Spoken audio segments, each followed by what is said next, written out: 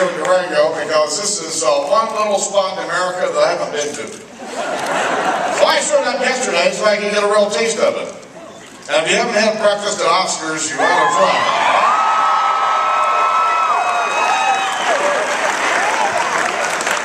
Corey Gardner and Scotty Tipton were up here just before I was.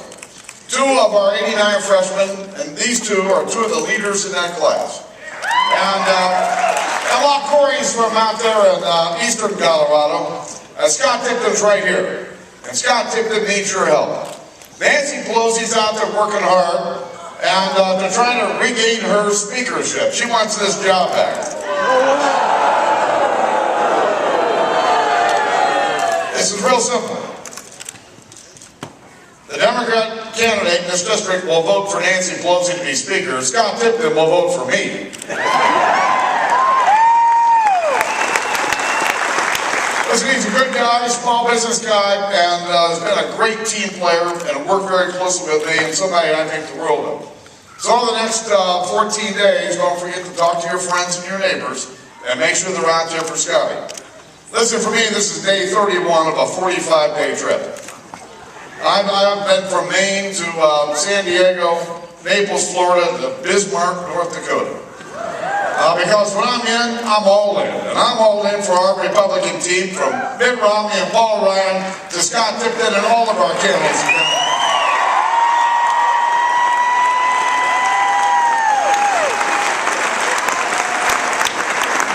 You know, all these stops I've seen, I've never seen more enthusiasm from our Republican team every place I go. Every place I go, people come up and talk to me, you know, I'm at restaurants, hotels, airports, walking down the street. People come up to me and talk to me about the same subject every single time. They want to talk about the economy. They want to talk about jobs. And they want to talk about the failure of Obama's economic policies, which he can't run on his record, so he's going to try to run on everything else. So there's no Republican who's worked more closely with the president trying to solve America's issues. But you know, when we got to those tough spots, he would lose his courage. Listen, we know we got challenges we have to deal with. We need people in Washington with enough courage, enough conviction to actually do what needs to be done.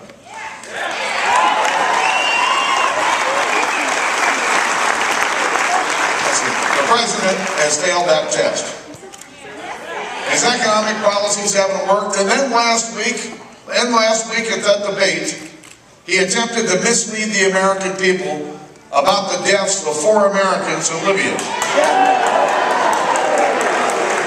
Now tonight, the president has an opportunity to level with the American people, to look the American people in the eye and tell them the truth about what he knew and when he knew it. So if you add it all up, this is a failure of leadership. America can do better, and Mitt Romney and Paul Ryan are the people who can lead our country.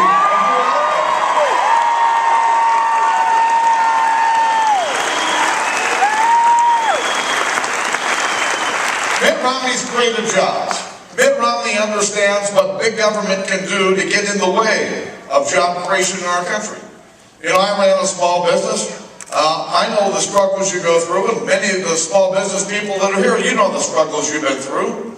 You know, when the president said, well, you know, the private sector's doing fine. I thought, hello? And then, you know, a couple weeks after that, he said, well, you know, if you're running a business, you didn't build that. Now, let me tell you something. There were a lot of nights I was laying in bed worrying about whether enough money was going to come in the door the next day so I could meet the payroll, make sure my employees got paid. I don't remember the President of the United States, Barack Obama, laying next to me and holding my hand. I don't remember the government being there to offer me some interest-free loan.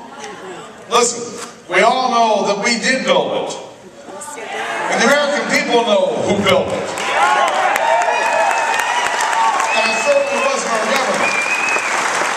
Mitt Romney's been there, knows how to create jobs, knows what government can do to kill jobs.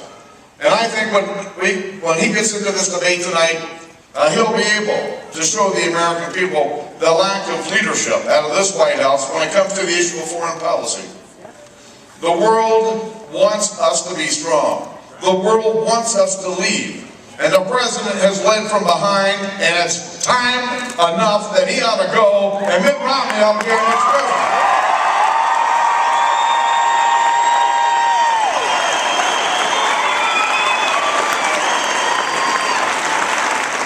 Now, 22 years ago, I was running for Congress for the first time. And you know, if they can't say your name, they're probably not going to vote for you. Look at my name. Boehner, Boehner. And I'm running against an incumbent congressman in a Republican primary. He was in trouble, he wasn't going to win. But a former congressman that served us for 12 years, ran for the Senate, lost, he was a lobbyist in D.C. He wanted his job back. His name was Tom Kindness. I had no chance of winning, except I thought I could win. And during that campaign 22 years ago, I had a student at Miami of Ohio putting yard signs up for me named Paul Ryan.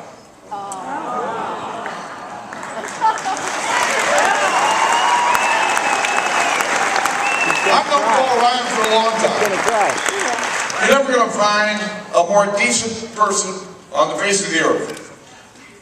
Never going to find anyone who's as smart as he is, who knows more about economic policy, knows more about growing our economy.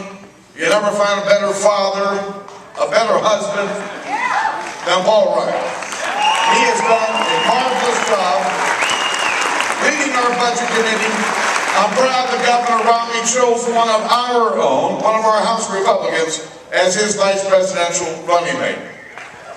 So believe me, there's nobody that's more proud of Paul Ryan than I am. And ladies and gentlemen, join me in welcoming the next Vice President of the